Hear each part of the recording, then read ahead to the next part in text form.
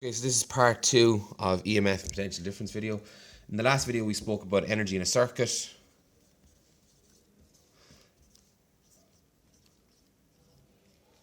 and we also discussed potential difference and what it is, and we kind of basically said that it was converted energy. Okay, it's a measure of how much energy is converted or lost between one point and another. And we use the analogy of the light bulb and the energy flowing through it.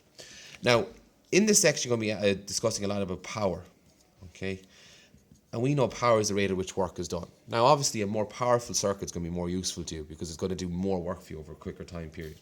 So we know, for instance, that power is work done over time taken. We also know that work in terms of electricity is the voltage or the potential difference times the amount of charge moved. Okay, and then the last thing we also know is that current is the amount of charge moved per unit time. Okay, now what we're going to try and do is we're going to try and get power, and we're going to try and equate it in terms of the potential difference and the current, because that's really what we talk about when we talk about electricity. So if I divide both sides of this equation by T, okay, well, now I see that that's power, because work divided by time is power. So here I can replace that with power, okay, and then over on the other side then, Q divided by T is I, so I can replace that with I, and then we're left with V, and this now is our representation for power in terms of voltage and current. And that's just a calculation or a little formula you're going to use a bit. Okay, moving on from there then, okay, we got to talk about different setups for circuits. I've shown you a few of these before, but these are just going to be slightly different. We have two types of circuits that we deal with generally. Okay, we got series and parallel. Okay, so the first is series. And series is just like a television program, one thing after another, okay, one episode after another. And then the second one we have is a parallel, okay. L-L-E-L, I think. And parallel is where we have things running side by side, just like parallel lines. So let's start with series circuits. So a series circuit, or an example of a series circuit would be, say, we had current flowing into a point here. I'm not going to draw the rest of the circuit. And we had a resistor flowed onto another resistor and flowing into another resistor and out the other side.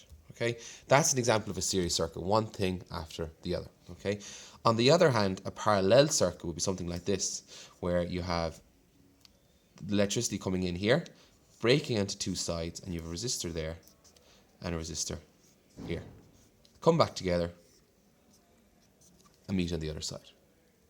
Okay, so when we talk about a series circuit, the voltage in this circuit, the total voltage between here and here, is going to be equal to V1 plus V2 plus V3.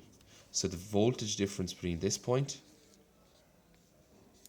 the voltage difference between this point, that's V1, this is V2, and then this is V3. If you add up all the voltages, the potential differences across those three resistors, you're going to get voltage total. Okay, and I sometimes think of this as the analogy of if you have three batteries in a row, okay, then you're going to increase the amount of voltage or EMF. Okay, that's something we'll talk about later when we talk about cells. Now, a parallel, okay, in parallel, actually, okay, if the voltage difference across here, and the voltage difference across here, something really unusual happens here, and sometimes we're going to talk about discussing this here. The voltage total, okay, the voltage in the first resistor is actually equal to the voltage in the second resistor. And it seems unusual, but if we use the analogy of a circuit broken up like this, I need to make a little bit of space. Electrical energy coming in here, divide the thing into two pieces, okay? We put a 100 ohm resistor here, and we put a 20 ohm resistor here,